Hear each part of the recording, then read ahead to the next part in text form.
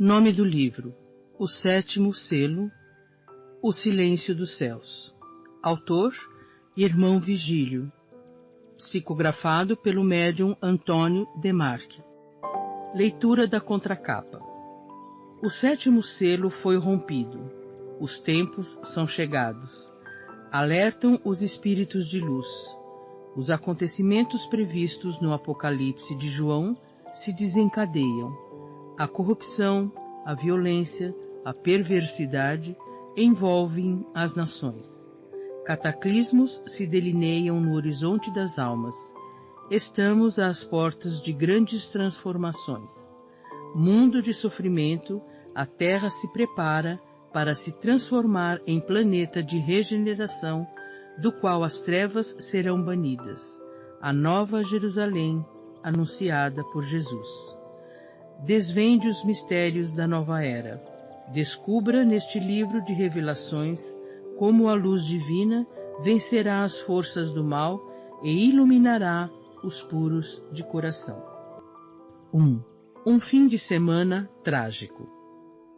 Dona Matilde chegou aos prantos diante do necrotério, localizado ao lado do Hospital das Clínicas em São Paulo.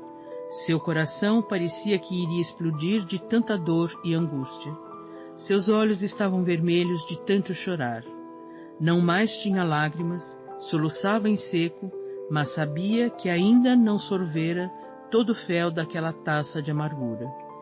Realizava um encargo doloroso de mãe, pelo qual jamais imaginara que teria de cumprir um dia. Não queria acreditar, parecia impossível que aquilo houvesse ocorrido, mas era obrigada a reconhecer o corpo do filho morto algumas horas antes.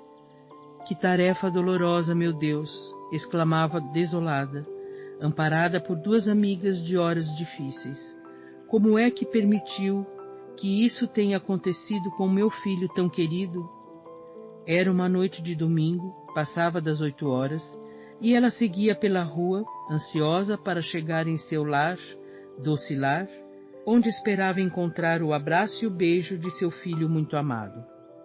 Depois de mais um exaustivo e extenuante plantão de fim de semana em que trabalhava como atendente de enfermagem em um hospital público, apressava seus passos na expectativa de vislumbrar a figura do filho correndo em sua direção, como sempre fazia, e sentiu-se sobressaltada quando observou, à distância, uma pequena aglomeração em frente à sua modesta residência, em um dos bairros mais violentos da periferia, na zona sul da cidade de São Paulo. Seu coração bateu descompassado e um pressentimento ruim passou por sua cabeça, enquanto sentia um arrepio gelado de morte percorrer todo o seu corpo. Uma angústia tomou conta de seu peito e sentiu um aperto quando as pessoas olharam para ela. Identificou então, no meio da pequena multidão, sua melhor amiga, Clotilde, que correu para abraçá-la. Meu Deus, pensou desesperada, alguma coisa de muito ruim aconteceu mesmo. Matilde, disse a amiga, enquanto a abraçava, você precisa ser forte. Meu Deus, repetia. O que foi que aconteceu? Vamos, digam-me logo, ou terei um ataque cardíaco. É sobre seu filho, o Rodrigo. Pelo amor de Deus, o que aconteceu com meu filho? Rodrigo é um anjo de menino. Só tem 15 anos de idade e é ainda uma criança. O que aconteceu? Indagou em desespero. A amiga sabia que não tinha alternativa. O acontecimento fora público e não havia como ocultar nem atenuar o impacto daquela notícia terrível e dolorosa. Rodrigo foi assassinado na porta de um bar com alguns amigos. Foi uma chacina cruel e covarde, minha amiga. Ele estava junto com algumas pessoas e os assassinos dispararam vários tiros, matando todos os que estavam no local naquele momento. Infelizmente, Rodrigo pagou com a vida, inocente, algum acerto de contas entre quadrilhas de traficantes. Estava no local errado e na hora errada. Antes de cair desmaiada, Matilde deu um grito medonho que ecoou pelo espaço, possivelmente chegando até as profundezas do infinito, aos ouvidos daquele que tudo ouve. Era o grito pungente e agoniado de uma mãe desesperada, magoada, ferida, que não poderia jamais compreender o porquê de tamanha violência. Quando acordou, estava deitada em sua cama e a presença de um policial ao lado do leito trouxe imediatamente à sua memória a extensão da tragédia que estava vivendo. Clotilde e Paulina eram duas vizinhas e amigas com as quais sempre contara em momentos de desespero, e eram elas que, naquele momento, estavam ao seu lado. Como tudo aquilo havia acontecido, afinal? O policial, constrangido diante daquele quadro doloroso, tinha de cumprir sua missão. Perdoe-nos por incomodá-la neste momento difícil, Dona Matilde, mas a senhora precisa ir ao IML para o reconhecimento do corpo e para preencher as formalidades legais e liberá-lo deste o mais rápido possível para o funeral. Naquele momento, Matilde sentiu que, talvez, não seria capaz de resistir a tanta dor. Não sabia se suportaria ver o corpo do filho querido, que deixara em perfeita saúde, como sempre fizera, antes de sair para o plantão, no sábado à noite. Enquanto soluçava sem consolo, seu pensamento voltou ao passado. Recordou seus 17 anos, quando conhecera Damastor, um rapaz moreno, de porte atlético e jeito malandro, que era disputado por todas as mulheres do bairro como se fosse o máximo do máximo. Adamastor tinha mais de 25 anos e, segundo se comentava à boca pequena, o rapaz era barra pesada. Diziam que estava envolvido com assaltos e drogas, andava sempre armado e era temido por todos. Além do mais, acompanhava-o um grupo de amigos igualmente violentos. Eram todos farinha do mesmo saco e, vira e mexe, estavam envolvidos em brigas e pancadarias naquela região onde a violência agia solta e raramente se via alguma viatura da polícia circulando. Naquele dia, fora convidada para um baile de pagode na casa de uma amiga e Adamastor apareceu por lá com seus amigos. Ao contrário do que as pessoas diziam, Matilde achou-o simpático, muito alegre, comunicativo e imediatamente se apaixonou. Seus olhos não conseguiam desviar da figura do rapaz, de quem rapidamente atraiu a sua atenção, tirando-a para dançar. Começou a rolar uma paquera, que logo evoluiu, pois, no final do baile, o rapaz a beijava com sofreguidão e Matilde se entregava perigosamente, envolvida pela paixão avassaladora que tomava conta de seu coração. Reconhecia que fora imprudente e isso sempre vinha em sua mente, sentindo-se culpada pelo acontecido, pois, até então, havia conservado sua pureza e, de repente, deixou-se dominar por aquele sentimento incontrolável naquela mesma noite. Seu pai, um homem humilde que viera do interior e ainda conservava a simplicidade de gente do mato, conversou com a filha preocupado com o que estava acontecendo. Henrique sempre fora um homem honrado e correto.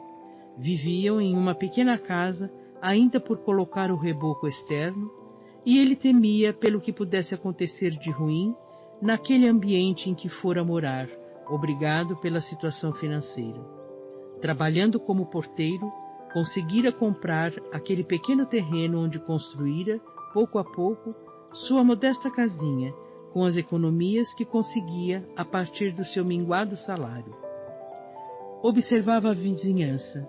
Muitas pessoas, simples como ele, em virtude das circunstâncias, também adquiriram seus terrenos e construíram a casa aos poucos, de acordo com as possibilidades financeiras.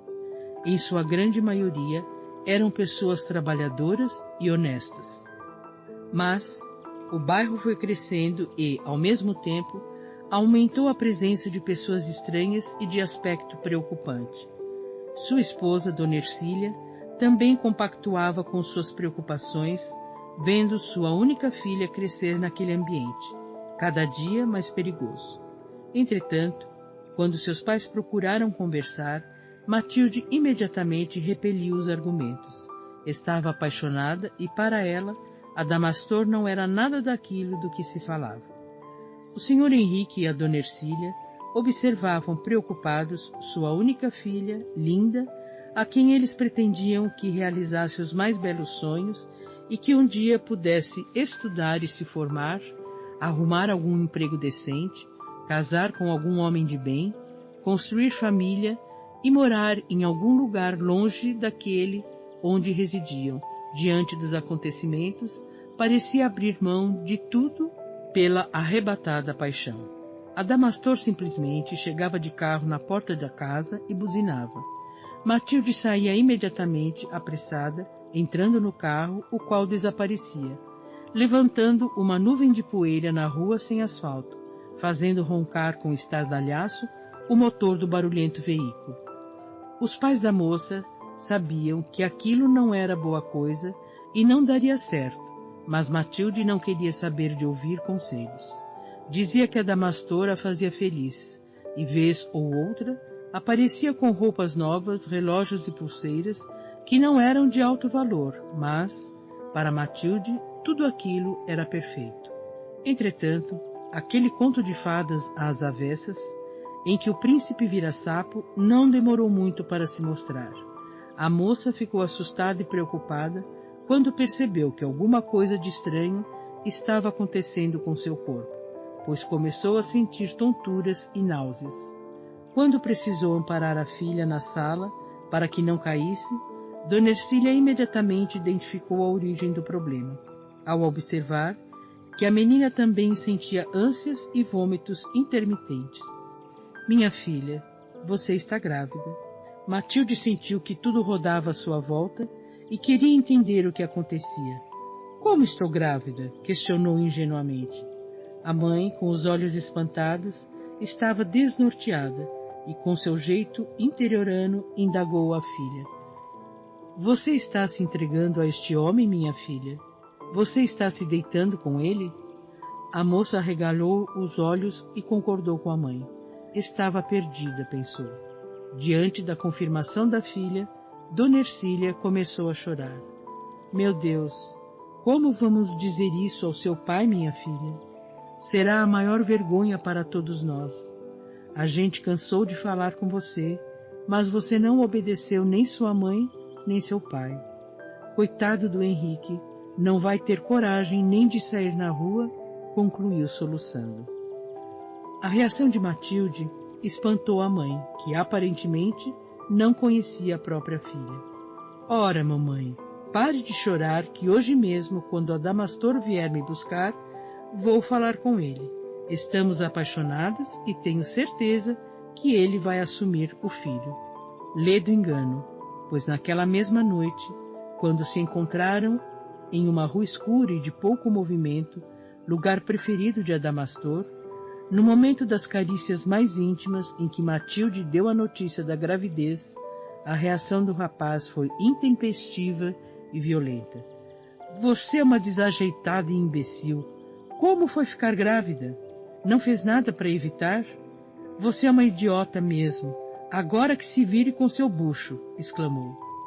Até então, Matilde desconhecia aquela personalidade do homem pelo qual havia se apaixonado.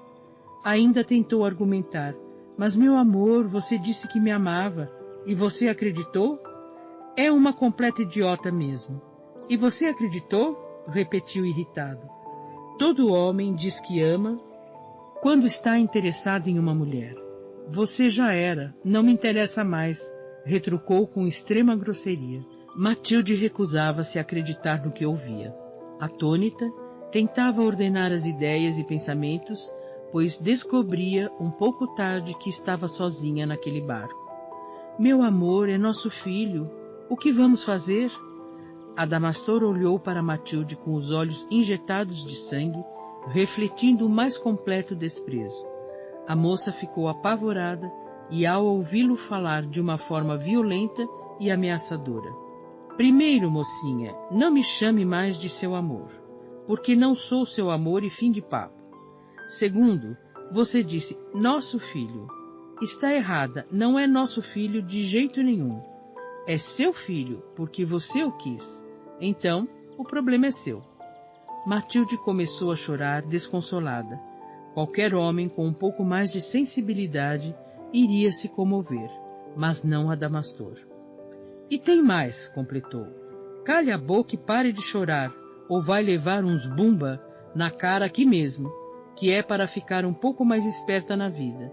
Aí sim vai ter motivo para chorar de verdade. Amedrontada, a moça apenas choramingava enquanto dizia baixinho: Meu Deus, que vergonha! O que papai vai dizer de tudo isso? Irritado, Adamastor agarrou-a violentamente pelo pescoço, ameaçando estrangulá-la. Eu já disse que é para calar essa matraca ou vai se arrepender de verdade. E tem mais. Se seu pai ou quem quer que seja vier tirar satisfações, juro que dou um fim em você, nesta criança e em quem se meter neste assunto. Agora sai do carro, não estou mais para a choradeira, arrematou abrindo a porta do carro e empurrando-a para fora. Matilde recordou ter caído na rua, suja e escura, enquanto Adamastor saía com o carro em disparada, deixando uma nuvem de fumaça e poeira. Aquela havia sido a pior humilhação que sofrera em sua vida. Em lágrimas e desorientada, andou por algumas quadras daquela rua deserta até chegar em uma avenida mais movimentada, onde passava um taxista que, ao ver o estado da moça, sentiu-se penalizado e, apesar de preocupado com alguma armadilha, acolheu-a no carro e a levou até o endereço de sua pequena e modesta casa, não muito distante daquele local. Quando chegou, sentia-se totalmente desesperada, imaginando a reação de seus pais quando soubessem que Adamastor os ameaçara. Sentia-se ultrajada em sua honra, mas sabia que era culpada por tudo aquilo. Adentrou o recinto doméstico, verificando que seus pais estavam na sala à sua espera. Não sabia como dizer tudo o que ia em seu coração, mas nem foi preciso, pois o Sr. Henrique e a Dona Ercília se levantaram e a abraçaram entre lágrimas. Não chore, minha filha, disse o pai compreensivo. Acho até que já sabemos que seu namorado não quis saber de nada, não é mesmo? Diante das palavras compreensivas e amorosas do pai, Matilde desabou num choro convulsivo. Não só isso, papai, respondeu em lágrimas. Além de não querer saber de nada, ainda ameaçou nos matar caso alguém o procure para tirar satisfação. Dona Ercília acariciou os cabelos da filha, enquanto respondia de forma conciliadora. Acho que é melhor assim, minha filha.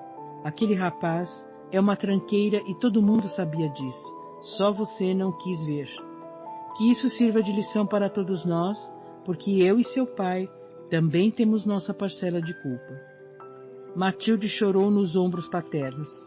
Diante do infortúnio e da humilhação, pelo menos sentia que não estava abandonada. Vocês não tiveram nenhuma culpa, mamãe. Eu é que fui cega diante dos fatos, porque vocês cansaram de me dizer e eu não quis ouvir. O que vamos fazer? Meu filho irá nascer sem pai? Henrique acariciou o rosto molhado pelas lágrimas da filha e respondeu emocionado. Não se preocupe com meu netinho, minha filha. Será a alegria desta casa, pois sempre sentimos falta de mais um filho e ajudaremos a criá-lo com o maior amor que ele poderia receber. Afinal, depois de tanto desgosto e tristeza, uma criança é uma bênção que Deus nos envia.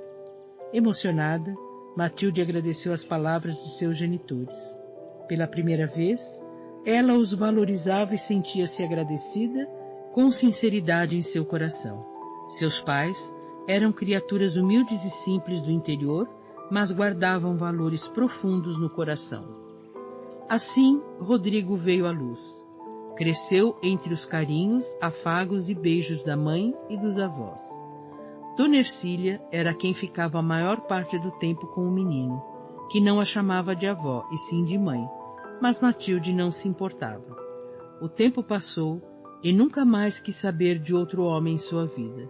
Profundamente decepcionada com os homens por causa de Adamastor, generalizava em suas palavras, sempre com mágoa. Homem nenhum presta, apenas meu pai e meu filho Rodrigo. Estes, sim, são os homens que eu irei amar, admirar e respeitar em toda a minha vida. Trabalhava de dia, estudava à noite e, com dificuldade, formou-se num curso de atendente de enfermagem. Passou em um concurso e ingressou num hospital público. Chorou muito quando, alguns anos mais tarde, depois de muito sofrimento em virtude de um câncer no fígado, Henrique veio a falecer. Sua mãe, desconsolada, resolveu retornar ao interior, onde residiam os demais parentes e familiares, mas Matilde preferiu ficar em São Paulo. Venderam a casa e Dona Ercília adquiriu uma casinha no interior. Com o restante do dinheiro e algumas economias, Matilde conseguiu comprar uma pequena casa de 2 cômodos naquele mesmo bairro da Zona Sul de São Paulo.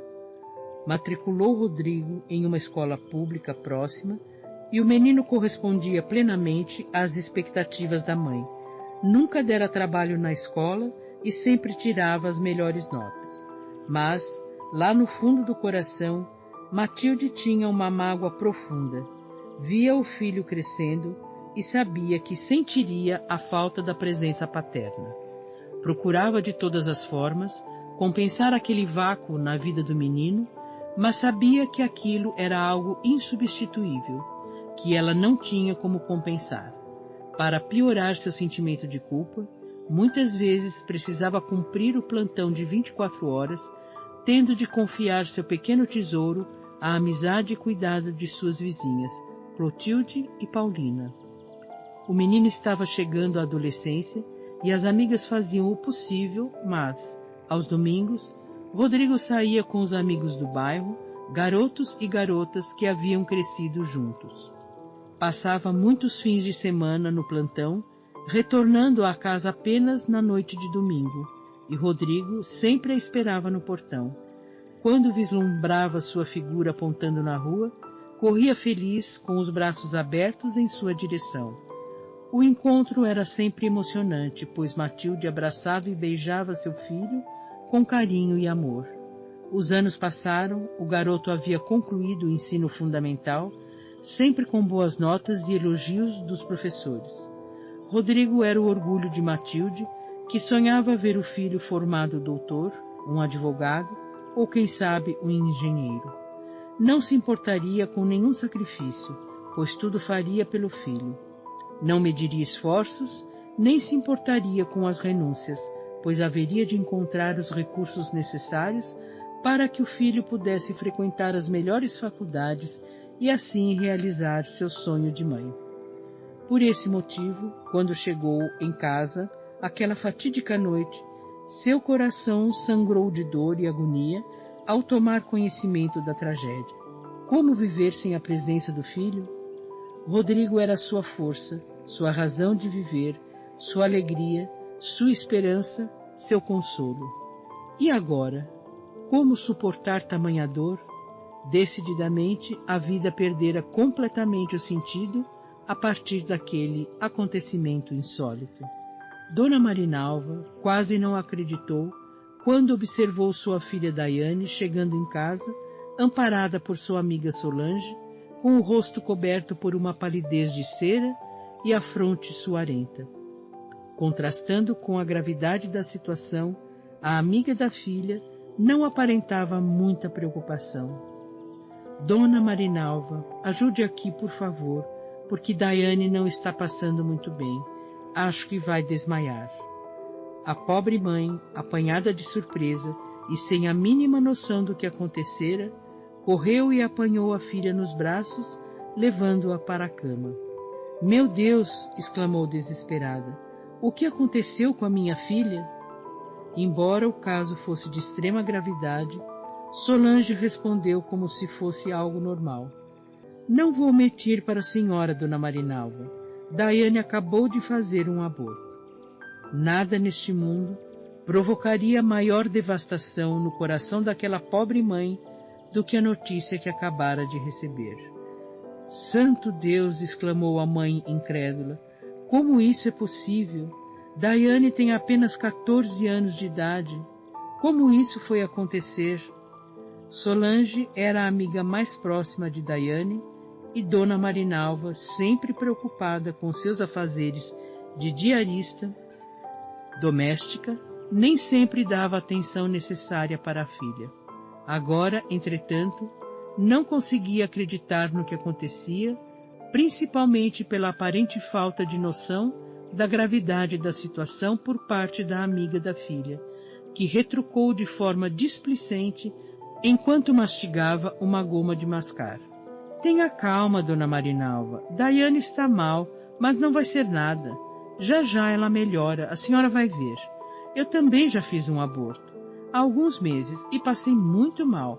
Perdi muito sangue, mas depois me recuperei. Atarantada, a pobre mãe acomodou a filha como pôde na cama. Ainda em estado de choque com a sucessão dos acontecimentos, falava em voz alta. O que fazer, meu Deus? E se Daiane piorar? A atitude de Solange era algo perturbador, um misto de displicência e ignorância ao considerar que um aborto fosse algo normal e corriqueiro. Já falei para a senhora não se preocupar, Dona Marinalva. Uma porção de amigas nossas já fizeram um aborto no mesmo lugar, e é assim mesmo, pois afinal, concluiu pela primeira vez com uma observação mais ponderada. Um aborto não é brincadeira, não.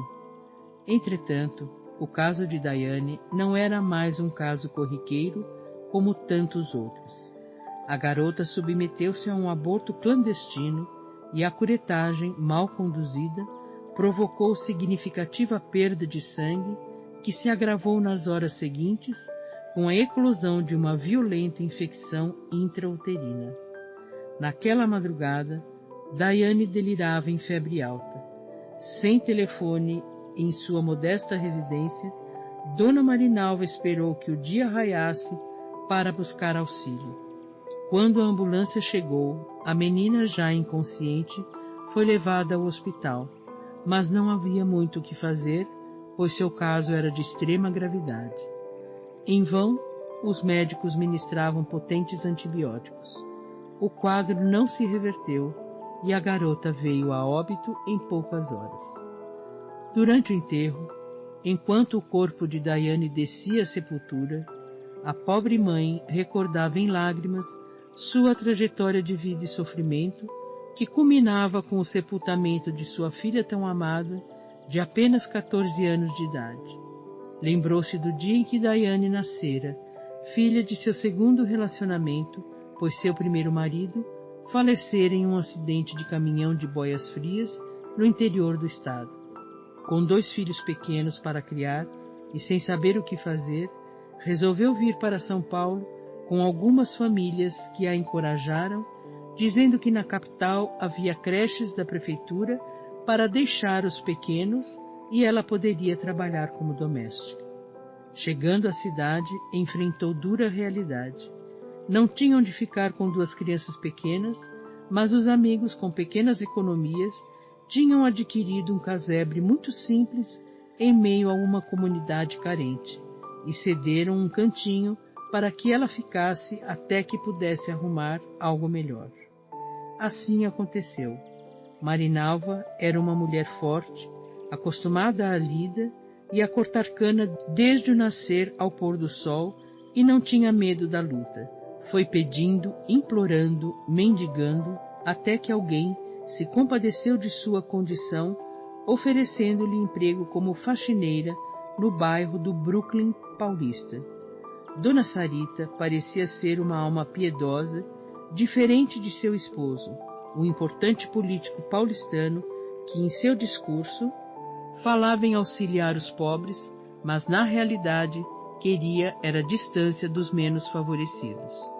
Nos primeiros dias de trabalho, Marinalva não tinha com quem deixar os filhos, e eles acabavam ficando sozinhos no casebre, entregues à própria sorte. A família que a acolhera não estava satisfeita com aquela situação, pois já haviam oferecido um lugar para que ela pudesse ficar, mas não gostavam de ver que as crianças ficavam abandonadas quando a mãe saía para trabalhar, e logo deram um ultimato para que ela encontrasse um lugar para elas ou desocupasse o quarto. A pobre mãe estava desesperada, sem saber o que fazer, pois temia levar o problema para a patroa e perder o emprego. Foi quando surgiu Reginaldo em sua vida. Desde o primeiro momento, Marinalva não foi com o jeito atrevido daquele homem, pois, sempre que a via no ponto de ônibus, ele se aproximava e fazia galanteios baratos. Sua figura transparecia um verdadeiro malandro, um cafajeste. Um longo bigode preto que alisava constantemente, um palito de dentes na boca que revirava de um lado para outro. Óculos que não eram de sol, mas tinham uma tonalidade meio avermelhada, uma camisa xadrez e uma calça cor de abóbora completavam a figura esquisita de Reginaldo. Embora fosse mulher da roça, chegando na casa dos 28 anos, Marinalva era atraente. Apenas um tanto quanto maltratada, mas nada que não pudesse revelar um rosto belo, adornando um corpo bem torneado que os vestidos simples não conseguiam ocultar. Reginaldo parecia tentado a conquistar o seu coração. "Para onde está indo a bela senhorita?" perguntou insinuante e sorridente, mostrando os dentes amarelados. A moça, envergonhada, abaixou a cabeça e não respondeu. O malandro insistiu. "Com esta beleza toda, não precisaria tomar ônibus. Eu poderia levá-la de carro para onde quisesse ir." Por sorte, logo o ônibus apontou na esquina. Marinalva deu sinal e foi embora, deixando o galanteador falando sozinho. Mas parecia que aquela situação continuaria, pois no dia seguinte, lá estava ele à espreita. Quando Marinalva chegou ao ponto, novamente se aproximou. "Você é muito bonita e eu estou doidinho por você. E sabe do que mais?" continuou. "Eu gosto de mulheres difíceis, pois tudo fica ainda mais gostoso quando finalmente chegamos lá", completou, de forma maliciosa e inconveniente. Como ela não respondesse, ele prosseguiu em sua artimanha traiçoeira. "Não adianta querer fugir de mim. Ninguém foge de Reginaldo, e quando Reginaldo quer", dizia, dirigindo-se a ela, mesmo como se fosse uma entidade distinta, "ninguém impede. Quando Reginaldo quer alguma coisa, ele conquista. Sei onde você mora e sei que tem 2 filhos pequenos. Você vai ser minha, custe o que custar." Que homem horrível e asqueroso, pensou Marinalva. E para sua sorte, logo o ônibus chegou e ela pôde ir embora. Naquele dia, nem trabalhou direito, de tão preocupada. Não bastavam os problemas que enfrentava, agora precisava lidar com um malandro que adquirira o hábito ficar se insinuando de forma inconveniente e ameaçadora. Para piorar a situação, Dona Sarita estava muito irritada, pois Marinalva manchara uma camisa de tecido fino do seu esposo, o Sr. Castro, homem muito exigente e intolerante. "Marinalva", chamou a patroa, "o que é que você fez com esta camisa?" questionou, exibindo uma camisa finíssima de cor azul claro, com manchas esbranquiçadas. Ao ser chamada a atenção de forma mais veemente, Marinalva teve ímpetos de chorar, mas se conteve. "Não sei não, Dona Sarita. Eu a coloquei de molho para lavar juntamente com as demais roupas." Percebia-se que Dona Sarita estava muito aborrecida em virtude do destempero do marido. "Você tem ideia de quanto custa uma camisa como esta, Marinalva?" A doméstica abaixou a cabeça, humilde, respondendo com a voz sumida: "Sei não, Dona Sarita." "Pois bem, você teria que trabalhar um ano inteiro para pagar esta camisa. Olha o que você fez. Não sabe que não pode misturar camisas de tecidos coloridos com outras, pois isto mancha?" "Eu não coloquei não, senhora", respondeu a empregada. "Essa camisa eu lavei separada, porque eu vi que era muito chique." "Então você colocou muita água sanitária. Camisas como esta devem ser lavadas com todo cuidado. E agora, quem irá pagar o prejuízo?" Marinalva continuava de cabeça baixa, mas agora ela não conseguia conter as lágrimas que desciam de seus olhos. "Me perdoe, Dona Sarita. Prometo que isso não irá mais acontecer." "É bom mesmo", respondeu a patroa rispidamente, "porque não terá a próxima vez. Se isso ocorrer, vai para o olho da rua." Naquela tarde, Marinalva pensava na vida sem sentido que levava, nos 2 filhos pequenos que ficavam abandonados, enquanto ela procurava trabalhar para ganhar o sustento necessário, sofrendo humilhações. Lembrou-se de Valdinei, seu marido. Se ainda estivesse vivo, a situação seria diferente. Ele era um bom homem que, apesar da rudeza, sempre fora compreensivo. Ficou pensando que seria difícil prosseguir sem um companheiro que pudesse ampará-la e a seus filhos nos momentos difíceis. Precisava de alguém, bom e compreensivo, para dividir com ela a responsabilidade de criar 2 crianças pequenas. No final do dia, retornando para o casebre onde morava, de favor, desceu no ponto e lá estava Reginaldo à sua espera. Já estava pronta para dar um basta no inconveniente pretendente, quando a postura daquele homem a surpreendeu. Perdoe-me, minha senhora, falou de forma educada. Tenho sido um pouco atrevido, mas, hoje, gostaria de me desculpar. Por favor, permita que eu a acompanhe até a sua residência, para que no caminho possamos conversar um pouco. As palavras de Reginaldo pareciam decoradas e contrastavam com sua aparência abrutalhada, mas aquela postura diferente motivou Marinalva a lhe dar ouvidos. O que você quer de mim? Questionou. Minhas intenções são as melhores possíveis, dona Marinalva. Desculpe meu atrevimento, é que gostei muito de vossa aparência, completou, querendo impressionar com o palavreado. A senhora me parece uma mulher distinta e eu já estou cansado de minha vida de solteiro. Pode perguntar por minha pessoa na região, todo mundo me conhece. Sei que minha fama não é lá muito boa, mas estou disposto a mudar. A senhora é viúva? Já pesquisei por aí, tem 2 filhos e luta com dificuldade. Não tem onde ficar e mora de favor. Então, seria uma boa solução.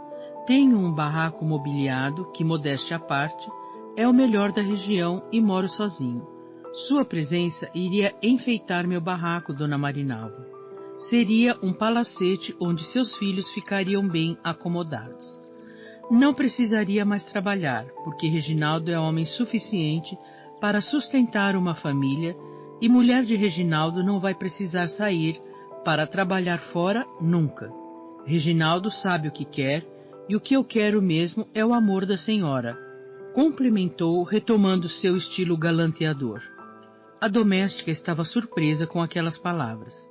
Aquele homem, além de inconveniente, era muito rápido em suas decisões. Já arquitetara seu plano e decidira a revelia de sua vontade. Quem pensava que era? Revoltada, ela respondeu: Senhor Reginaldo, vejo que o senhor é um homem muito esperto, inteligente e até admito suas boas intenções. Mas as minhas são outras e, no momento, não estou interessada em nenhum relacionamento com o senhor. Por favor, me deixe em paz. Diante da reação de Marinalva, Reginaldo se surpreendeu, ficando estático no meio do caminho. Não se afastou antes de dar seu recado. Olhe, dona Marinalva, ofertas como esta não acontecem todo dia. Só quero que pense bem em minha proposta. Não precisa me responder agora. Vou dar 3 dias para que a senhora pense e depois me dê uma resposta positiva, porque, se for negativa, tenho certeza de que a senhora irá se arrepender muito e então será tarde. Quando chegou ao seu pequeno quartinho, um dos filhos ardia em febre. Apesar de cansada, pegou o filho no colo e o outro pela mão, tomou um ônibus e se dirigiu ao pronto-socorro mais próximo. Depois de horas de espera, finalmente foi atendida e os exames constataram que a criança estava com uma amidalite avançada. A garganta da criança apresentava placas purulentas e o médico receitou um antibiótico que deveria ser ministrado imediatamente. A pobre mãe se desesperou, pois não tinha dinheiro para comprar o medicamento. Desorientada, saiu do pronto-socorro, surpreendendo-se novamente, pois, com uma sombra sorrateira, lá estava Reginaldo à sua espera. Está vendo, dona Marinalva? A senhora precisa de um homem como Reginaldo em sua vida.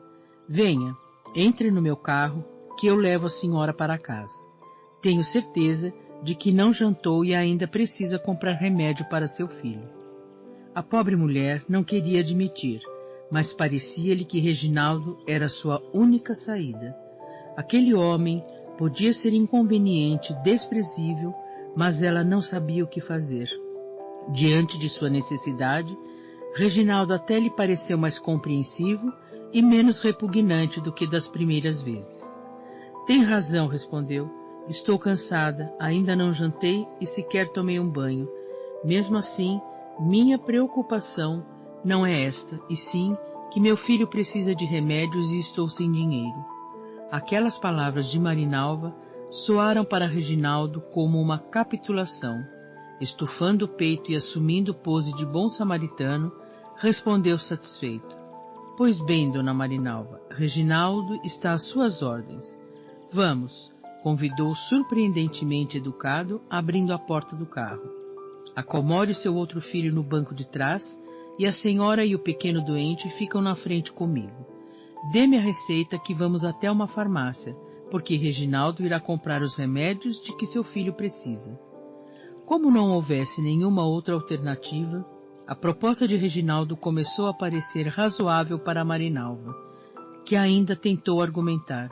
Senhor Reginaldo, estou muito agradecida por tudo que está fazendo por mim e meus filhos, mas quero deixar bem claro que o dinheiro que o senhor gastar com os remédios, eu irei restituir tão logo receba o pagamento de minha patroa.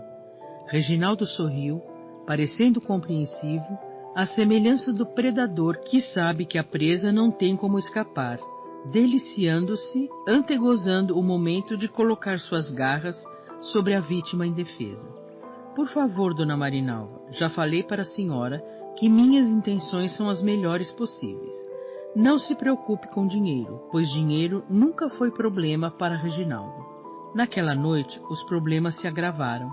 Gabriel tomou os medicamentos, mas a febre demorou ceder. A criança tossia e chorava, e os proprietários do barraco, embora amigos, manifestaram a insatisfação no dia seguinte, logo pela manhã.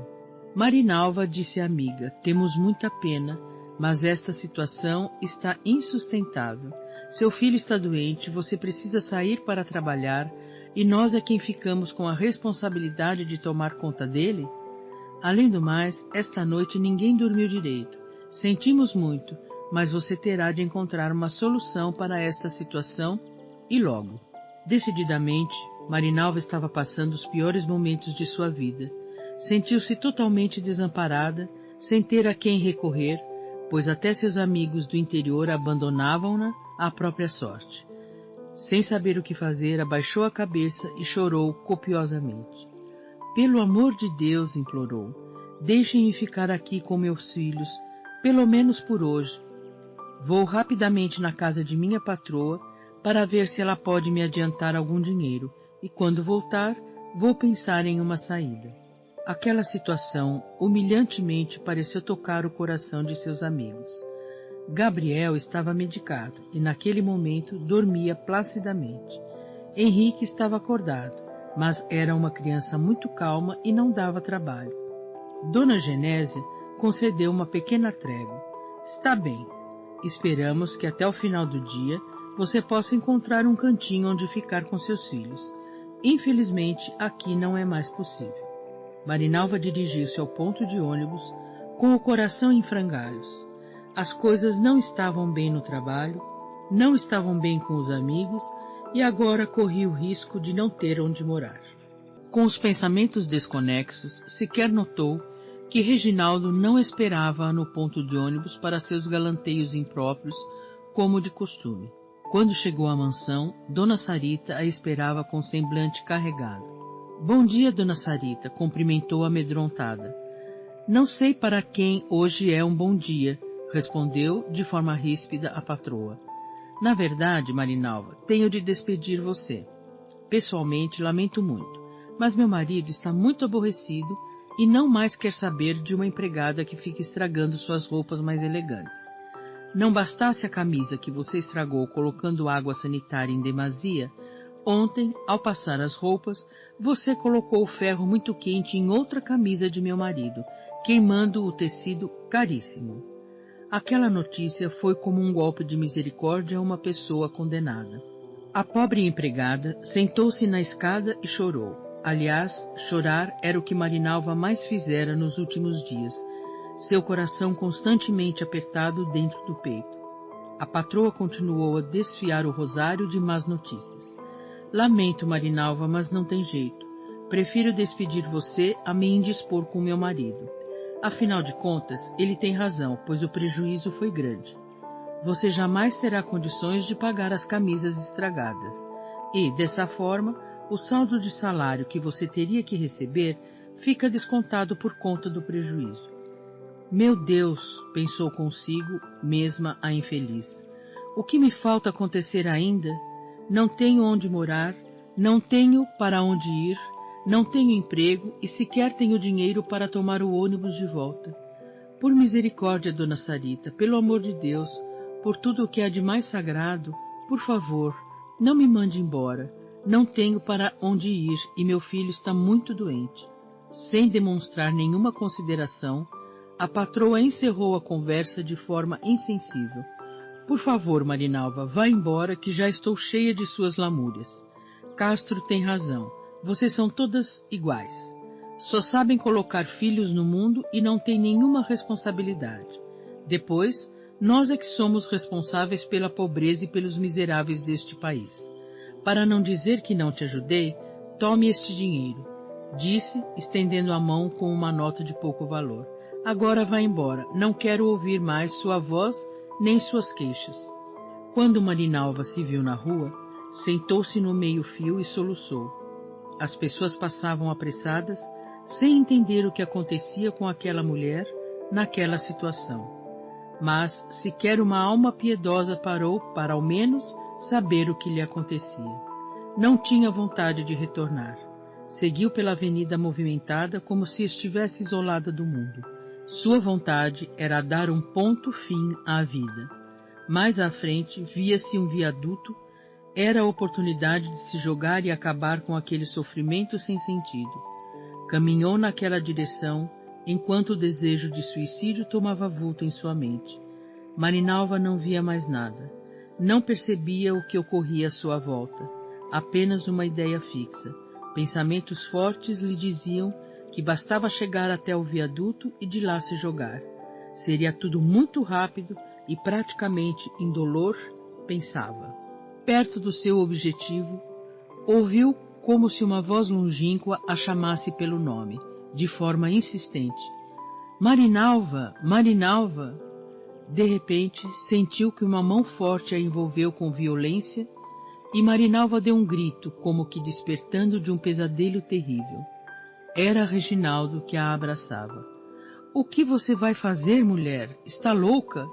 Só então percebeu que, querendo ou não, seu destino parecia selado para sempre ao daquele bruto. — Reginaldo, graças a Deus, foi Deus quem te mandou, exclamou soluçando. Se antes sentira repulsa por aquele homem, naquele instante deixou de sentir.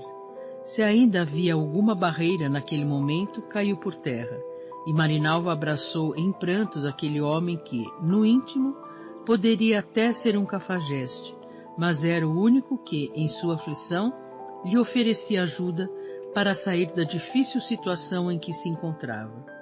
Por incrível que possa parecer, Reginaldo, naquele instante, pareceu se tornar mais dócil e sensível. — Vamos embora, Marinalva. Vamos para a minha casa que vou cuidar de você e de seus filhos. Você nunca irá passar por privações nem terá necessidade de trabalhar em casa de bacana nenhum para ganhar sua vida. Basta apenas amar Reginaldo, que Reginaldo será sempre agradecido. Marinalva finalmente capitulou.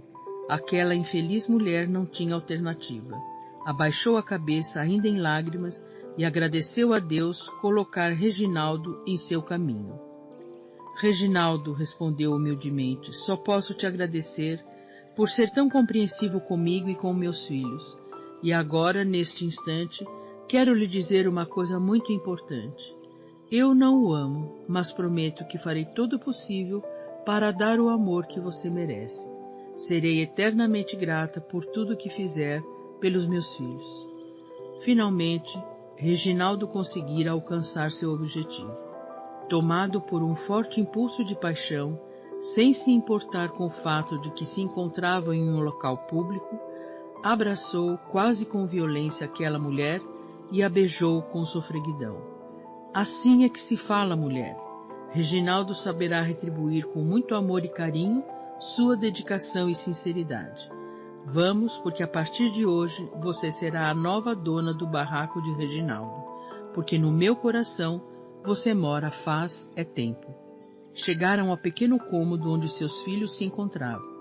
Reginaldo estacionou seu carro na calçada, descendo com Marinalva para apanhar seus filhos e pertences. Quando finalmente chegou à casa de Reginaldo, Marinalva se surpreendeu. Apesar da aparência externa prejudicada, interiormente o imóvel tinha o aspecto agradável. As paredes eram de tábuas, mas estavam com pintura nova, e os cômodos eram espaçosos para ela, que já havia se habituado ao espaço exíguo de um quartinho apertado do barraco de seus conhecidos. Reginaldo parecia satisfeito com a impressão da mulher, segurando-a pelo braço como se fosse o homem mais poderoso do mundo. Aqui está a cozinha, dizia ele, apontando para o pequeno espaço onde se via um fogão de 4 bocas, uma prateleira com 4 pratos e talheres, uma geladeira já bem usada e uma pia improvisada. Não é muito grande, mas o suficiente para fazer o que for necessário, mesmo porque Reginaldo não quer que sua mulher fique muito tempo na cozinha. Aqui é a sala de estar, dizia, entusiasmado, apresentando o pequeno espaço onde se via um aparelho de televisão sobre um móvel, um sofá de 4 lugares e uma poltrona. É aqui que Marinalva e Reginaldo se sentarão para assistir televisão e descansar. Este é o quarto dos meninos, apontou para o minúsculo quarto, onde se via um pequeno beliche encostado à parede com um gradil de proteção. Está vendo? Reginaldo não esqueceu nenhum detalhe. Seus filhos poderão dormir sossegados, porque não tem risco de cair, esclareceu feliz com sua esperteza. Marinalva parecia mais calma. Afinal, estava aprendendo a ver Reginaldo com outros olhos, e o homem à sua frente não era assim tão ruim como imaginara em suas primeiras impressões. Mas Reginaldo ainda não terminara a apresentação da casa para sua nova dona. Finalmente, apresentou com satisfação de uma criança que exibe seu brinquedo favorito. O nosso quarto, nosso ninho de amor. Veja, exclamou com um sorriso largo. Marinalva sentia-se um tanto constrangida diante de toda aquela situação, mas a atitude patética dele quase a fazia rir. Em seu íntimo, sentia que Reginaldo não era má pessoa.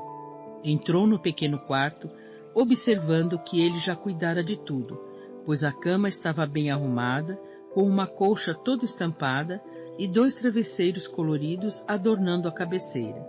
Ele jogou-se sobre a cama para mostrar que o móvel era resistente e o colchão macio e convidativo.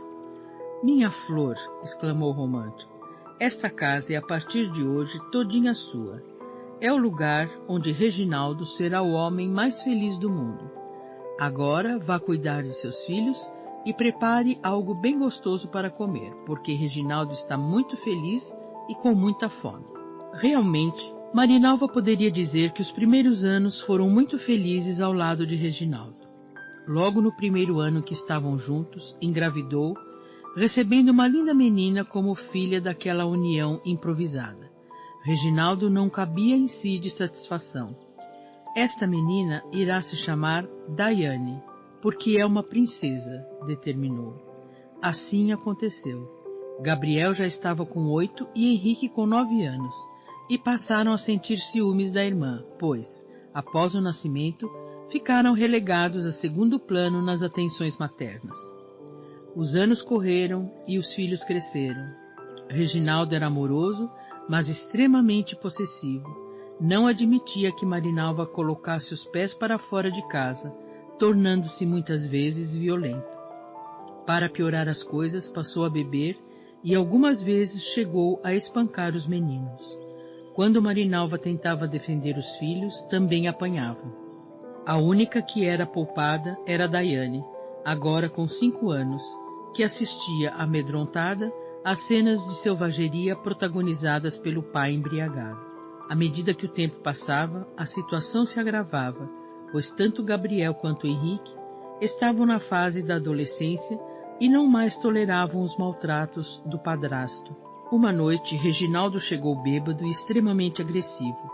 Quando ameaçou espancar os enteados, Marinalva tentou defender os filhos, mas sofreu violento soco desferido pelo marido, caindo desacordada na sala. Vendo a mãe no chão, com o canto da boca ensanguentado, os meninos se descontrolaram.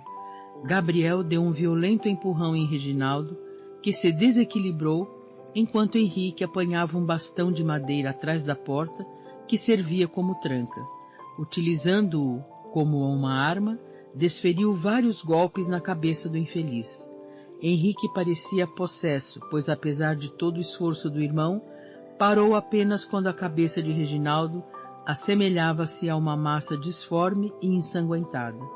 "Meu Deus, Henrique!" exclamou Gabriel, desesperado. "Acabamos de matar nosso padrasto." Só então Henrique pareceu despertar daquele torpor, caindo na realidade nua e crua. Marinalva voltava a si e, ao tomar conhecimento da tragédia que acabara de acontecer, gritou: "Meus filhos queridos, o que aconteceu? Vocês mataram o Reginaldo?" "Meu Deus!" exclamou em prantos. "Que tragédia!" Daiane, assustada, procurou os braços maternos, enquanto ouvia-se ao longe o barulho da sirene da viatura policial que se aproximava, possivelmente chamada por alguém da vizinhança. "Fujam, meus filhos, fujam antes que a polícia chegue." Apavorados, os rapazes nem tiveram tempo de dar um abraço de despedida na mãe e na irmã. Em fração de segundos, aqueles irmãos infelizes, unidos pela tragédia, desapareceram nos meandros das vielas, na escuridão da noite, para nunca mais serem vistos pela mãe. Aquela era uma grande mágoa que Marinalva carregaria no peito por longos anos. Em questão de minutos, perdera o marido, os 2 filhos e sua paz de espírito. Sua dor e tristeza passaram a ser companhia constante, sequer dava a atenção devida à sua filhinha, que crescia vendo a mãe chorando pelos cantos da casa. A verdade é que Daiane também ficara abalada com toda a violência que presenciou. A menina parecia sofrer crises de ausência, parecendo viver em um mundo de fantasia. Dizia que era uma princesa, pois seu pai sempre lhe dizia isso. Quando via sua mãe chorando, em sua inocência questionava: "Mamãe, por que está chorando? Eu sou uma princesa e quando crescer, virá um príncipe encantado que me levará para morar em um castelo de um reino encantado, e eu levarei a senhora para morar comigo, então não chore, viu?" Dizia enquanto as suas pequeninas mãos acariciavam os cabelos da mãe. Mas Marinalva encontrava-se emocionalmente fragilizada, passava por um terrível processo obsessivo e depressivo. Sentia-se culpada ao pensar no futuro da filhinha, tão frágil e sonhadora. A realidade era muito cruel, e quando imaginava que sua pequena Daiane poderia vir a sofrer muito na vida, se desesperava mais ainda. Lembrava-se dos filhos que, desde aquela fatídica noite, haviam desaparecido.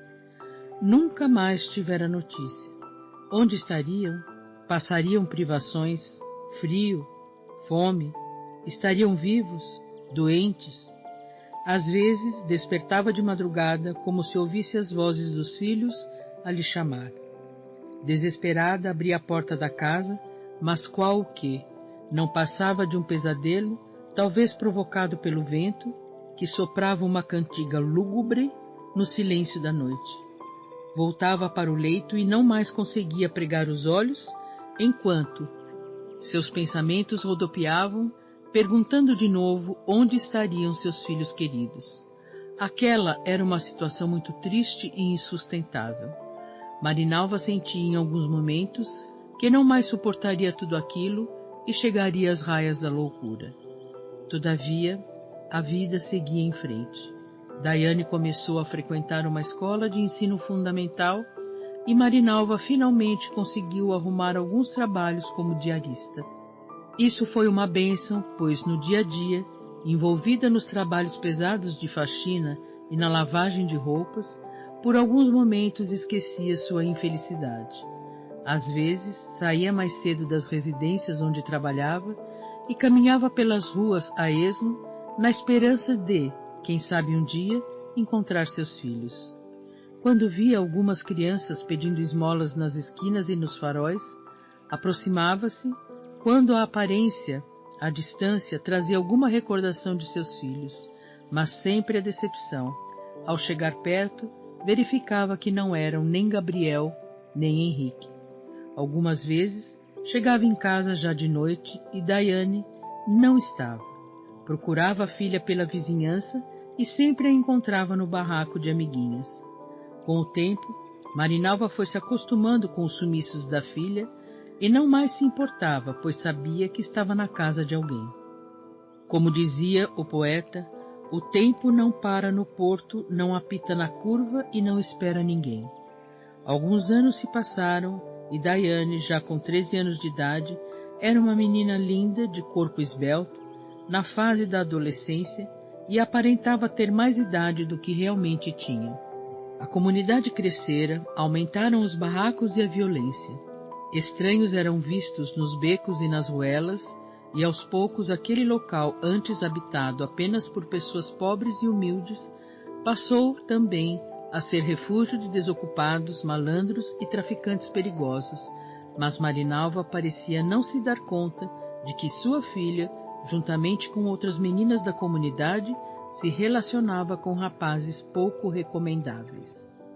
Havia um chefe que tudo comandava e ditava ordens na região. Era a autoridade máxima, apesar de ter apenas 20 e poucos anos de idade. Era uma pessoa determinada, severo, suas ordens eram obedecidas com rigor e fidelidade canina. Não admitia falhas e, quando havia necessidade, decretava pena de morte executada à risca.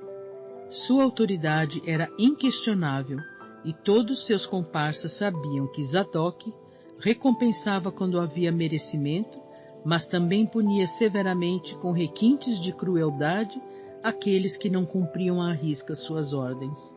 Criou uma rede para a distribuição de drogas nas escolas da localidade, utilizando jovens recompensados com dinheiro, tênis de marca, relógios e joias.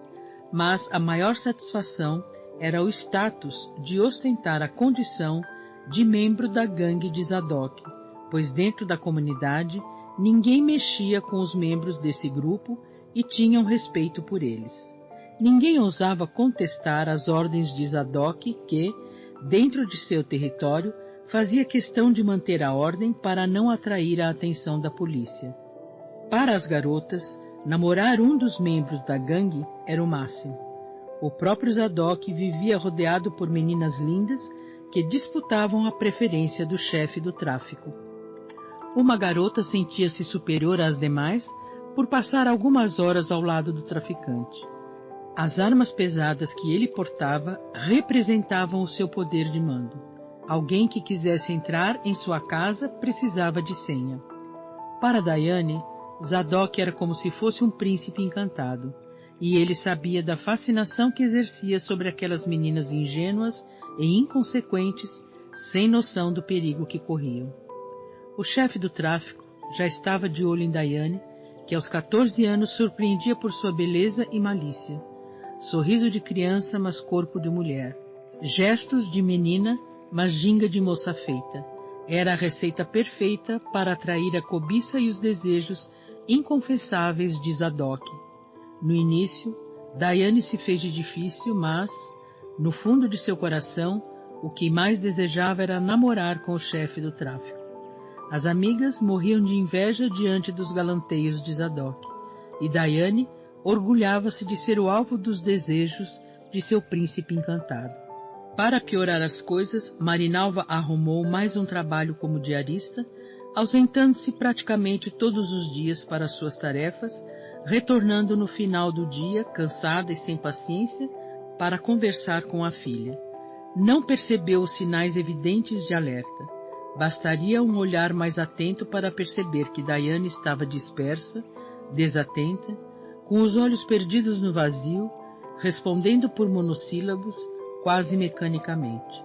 Seus boletins da escola não mostravam um bom desempenho, com muitos bilhetes e ausências que não chegavam a ser reportados à mãe, pois a própria jovem falsificava a assinatura materna. Nos últimos tempos, nem ia mais à escola, passando as tardes na companhia de Zadok. O traficante a enchia de mimos e presentes, os quais Daiane ostentava como se fossem troféus diante das outras colegas que roíam as unhas de inveja e despeito. O relacionamento durou mais de um ano, e Daiane sonhava em morar com o namorado quando surgiu o grande problema: engravidara. Ao saber disso, Zadok chamou-a para uma conversa e foi seco e direto.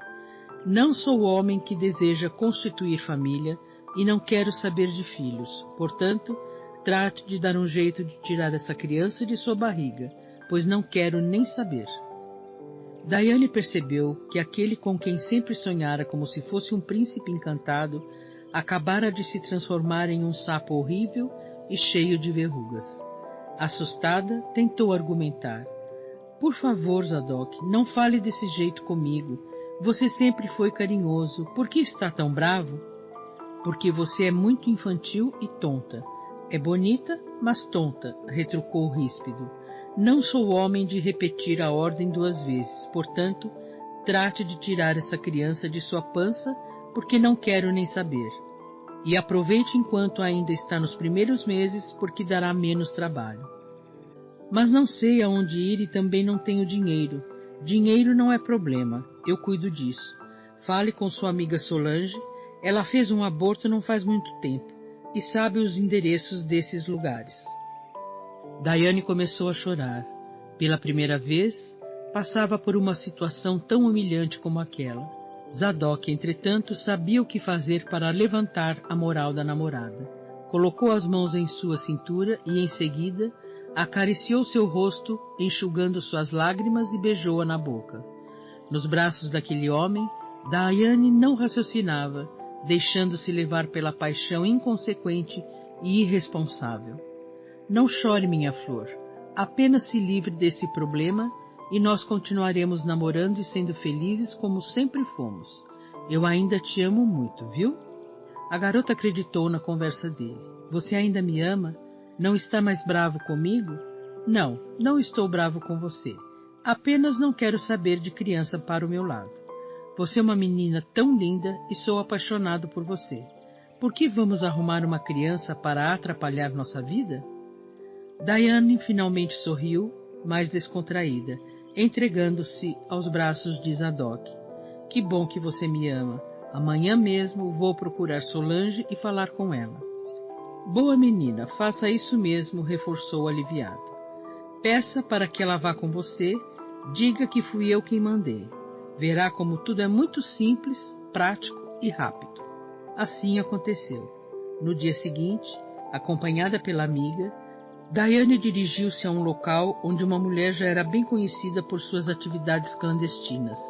As consequências foram desastrosas, culminando com a morte de uma menina pobre, que um dia sonhava em ser modelo, ser famosa e finalmente casar-se com um príncipe encantado e viver feliz para sempre.